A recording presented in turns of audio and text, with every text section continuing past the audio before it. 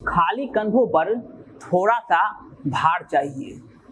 खाली कंधों पर थोड़ा सा भार चाहिए। बेरोजगार हूँ साहब, रोजगार चाहिए। अरे रुकिए रुकिए, ये हम नहीं कह रहे हैं, ये कहना है उन लाखों करोड़ों युवाओं का जो पता नहीं कब से चीख चीख कर उन बहरी गूंगी सरकारों से रोजगार की मांग कर रहे हैं। लेकिन नीतीश चाचा है कि कान में रुई डालकर बैठ गए हैं।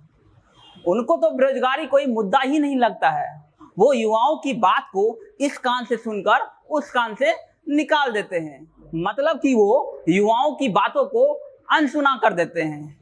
बिहार में बेरोजगारी का आलम यह है कि आए दिन युवा आर्थिक तंगी और बेरोजगारी से परेशान होकर आत्महत्या करने लगे हैं। वो पढ़ा लिखा होने पर खुद को शर्म महसूस कर रहे हैं। आए दिन कोई ना कोई नेता युवाओं को कभी पकौड़ा तलने तो कभी आत्मनिर्भर बनने की सलाह दे देते हैं। अब आप जेपी नड्डा साहब को ही ले लीजिए। महाशय 2 दिन के बिहार दौरे पर आए थे। इस दौरान वो बिहारी युवाओं को एक बार फिर आत्मनिर्भर बनने की बात कह गए। उनका कहना था कि जिस तरह बिहार के लोग दूसरे राज्यों को चमकाने का काम करते हैं तो वह अपने प्रदेश को भी चमका ही सकते हैं।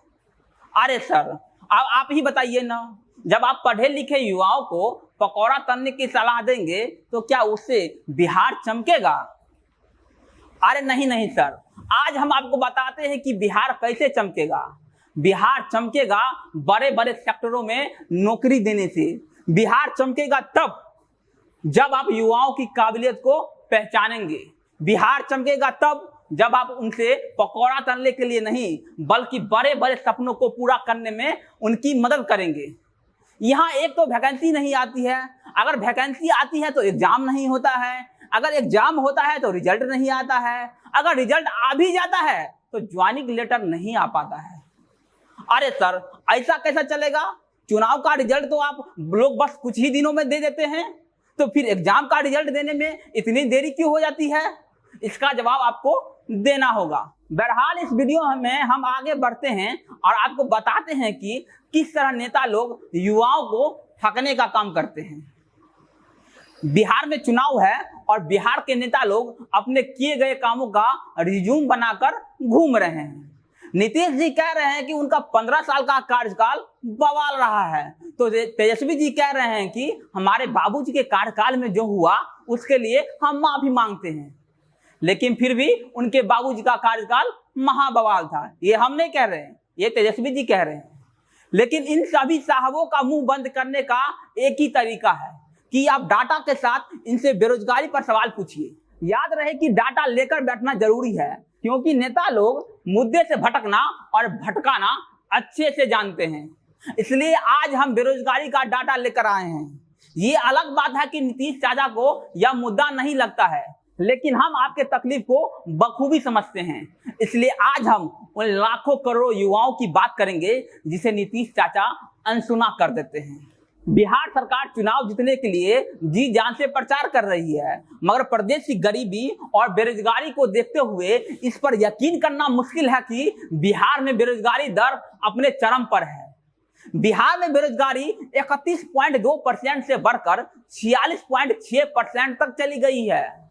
अप्रैल 2020 तक के इस आंकड़े के बाद बिहार बेरोजगारी में तमिलनाडु और झारखंड के बाद देश के राज्यों में तीसरे स्थान पर है। बिहार की बेरोजगारी दर अभी देश की बेरोजगारी दर 23.5% से भी दुगुनी है। मतलब ये कि बिहार में जनसंख्या के साथ साथ रोजाना बेरोजगारी दर भी बढ़ रहा है। ऐसे में केंद्र या राज्य सरकार की तरफ से रोजगार को लेकर कोई ठोस योजना नहीं दिख रही है। बजाय इसके सत्ताधारी पार्टियां अब अपनी सारी ऊर्जा चुनाव में लगाने को आतुर है। इंडिया स्टैंड के अनुसार अगर आप ज्यादा पढ़े लिखे हैं तो बिहार में आपके लिए बेकारी की संभावना ज्यादा होती है। उद्योग और औपचारिक रोजगार के अवसर के अभाव में बिहार की आधी से अधिक युवा आबादी कृषि पर निर्भर करती है। यही कारण है कि बिहार देश के सबसे गरीब सूबों में शुमार है, जहां प्रति व्यक्ति आय राष्ट्रीय औसत का 1/3 है। प्रति व्यक्ति आय का राष्ट्रीय औसत 1,42,719 रुपये सालाना है, जबकि बिहार में यह औसत 47,000 541 रुपये है। पड़ोसी राज्य उत्तर प्रदेश का औसत 68,792 रुपये है, जिससे बिहार काफी पीछे है। ये तो रही बिहार की बात। चलिए एक नजर हम देश के आंकड़ों पर भी डाल लेते हैं। देश में जॉब क्रिएशन की बात करें तो पिछले वित्त वर्ष महज 1,70,000 नौकरियां पैदा हुई है। कोई ताजुब नहीं है कि हर साल 2 करोड़ नौकरियों का सपना देखने वाले देश के पढ़े लिखे युवा आए दिन कभी घंटी, कभी थाली तो कभी दिए और मशाल जलाकर विरोध प्रदर्शन कर रहे हैं। मार्च में कोरोना के कारण लगाए गए लॉकडाउन के बाद लगभग 2 करोड़ 1 लाख कर्मचारियों की नौकरी छूट गई है। जुलाई के मुकाबले अगस्त में देश की बेरोजगारी दर बढ़कर 8.35% हो गई है। जुलाई में लगभग 48 लाख और अगस्त में 33 लाख नौकरियां चली गई है। देश के शहरों में हर 10वें व्यक्ति के पास नौकरी नहीं है। अप्रैल में 12 करोड़ 1 लाख में से 9 करोड़ 1 लाख दिहाड़ी मजदूरों की नौकरियां चली गई थी।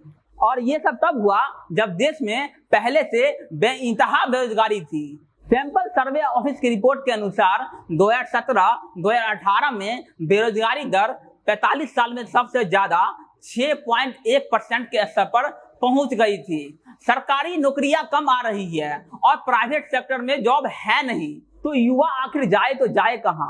बोले तो बोले क्या, करे तो करे क्या? जाहिर है युवा सड़कों के साथ साथ ऑनलाइन विरोध प्रदर्शन कर रहे हैं। यूथ के गुस्से का एक नमूना तब दिखा जब पीएम के मन की बात की वीडियो पर लाइक से ज्यादा डिसलाइक दिखने लगे। हालांकि तब जेईई परीक्षा का विरोध कर रहे छात्रों ने भी जमकर डिसलाइक किए थे। हाल ही में राष्ट्रीय बेरोजगार दिवस और हैशटैग 17 सितंबर 17 घंटे 17 मिनट जैसे हैशटैग सोशल मीडिया पर काफी ट्रेंड कर रहे हैं। बता दें कि 17 सितंबर को पीएम नरेंद्र मोदी का जन्मदिन है। इससे पहले hashtag save government job, hashtag 9 बजे 9 मिनट इन इंडिया और हैशटैग 5 बजे 5 मिनट जैसे कैंपेन भी चलाए गए हैं। अब देखना दिलचस्प होगा कि किस तरह बिहार चुनाव में युवा इन नेताओं को जवाब देते हैं। इस वीडियो में फिलहाल के लिए इतना ही। आप जनता जंक्शन देख रहे थे। मेरा नाम वरुण झा है। अगर आपको मेरा यह वीडियो पसंद आया हो तो शेयर करना मत भूलिएगा। धन्यवाद।